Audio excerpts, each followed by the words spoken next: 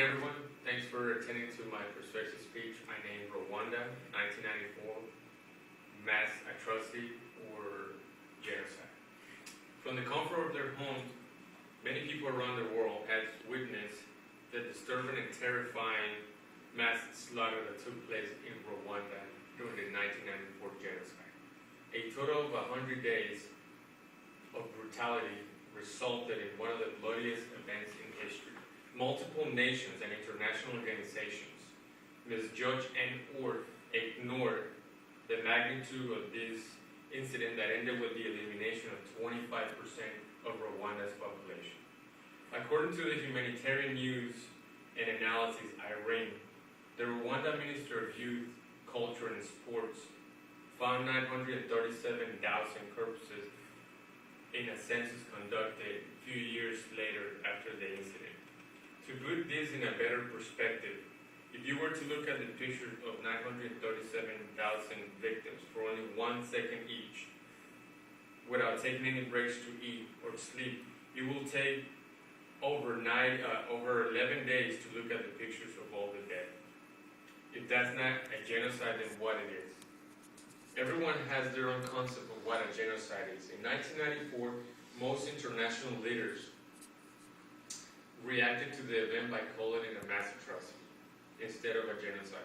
By definition, a genocide is a criminal act that might be committed by an individual, a group, or a government against its own people in peace or wartime. This was exactly what happened for 100 days in Rwanda in 1994. The classification was the decision point, as neglecting the term genocide allowed for leaders to delay international intervention, since a mass atrocity does not necessarily force anyone into action. At the time, calling this horrible act what it really was would have forced world into action, but for most, denying the magnitude of the event allowed them to preserve national interest and refrain from involvement. At that time, everyone was aware of this racial disagreement in Rwanda. Historical data shows that power disputes by both major ethnic groups, the Hutus and the Tutsis, ultimately led influential Hutus, who were the majority of the ethnic group, to plan the eradication of all Tutsis, who were the minority group, in a short period of time. The execution of the genocide was directly coordinated by the influential members of the national government, as well as local military and militia. Hutus politicians were receiving support from outside malign actors that maintained pressure to execute the convened plan. The Rwanda Prime Minister at that time of the genocide, James Kambanda, later admitted arranging the distribution of weapons to carry out the eventual massacre of the Tutsis. During the international court hearing, he confessed that the plans that led the criminal rampage were openly discussed during the official government meeting in the country's capital. Another high official that led the planning was Colonel Theoneste Bagosora. He was accused of being the mastermind behind the events that led to the death of almost 75% of the Tutsis population. Under his command, China imported approximately $750,000 worth of machete to execute the genocide. Although the Hutu government officials effectively planned operations, the labor was ultimately conducted by the Hutu military members and militia. Two of the main radical groups in charge of the event were the Interahamwe, or those who work together, and the Impuzamugambi, or those who has the same goal. These paramilitary organizations were armed, supplied, and trained by local military in camps outside the capital. They operated in small groups and worked directly under the military leadership. During the massacre, the number of militants radical rose instantly, reaching up to 50,000 members countrywide. As you can see, given the situation outlines nothing other than a genocide, but the United Nations and world leaders continue to oppose the intervention.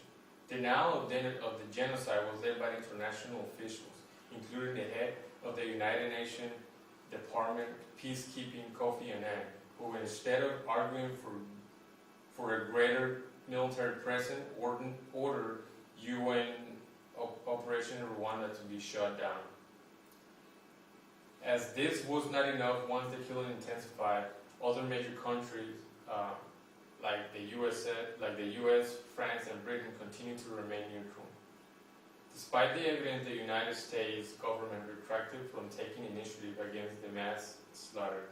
Although President Clinton was informed of the events, he hesitated to take actions and refused to involve in the African countries, especially after the loss of life and embarrassment in Somalia a year prior. Only recently, the United Nations Security Council finally accepted responsibility for failing to prevent the overwhelming act, which allowed the deaths of 1 million people at a rate of 1,000 every 20 minutes, at far greater than the speed of the Holocaust during World War II. 19 years later, national and international entities admitted that the mass slaughter that vanished a quarter of Rwanda's population in 1994 was a genocide. These and future unfortunate events should be categorized as what they are: genocide, to prevent further tragedies. And that concludes the speech. If you guys have any questions? Yes, I have one. You said that the genocide took place over 100 days. What caused genocide to stop?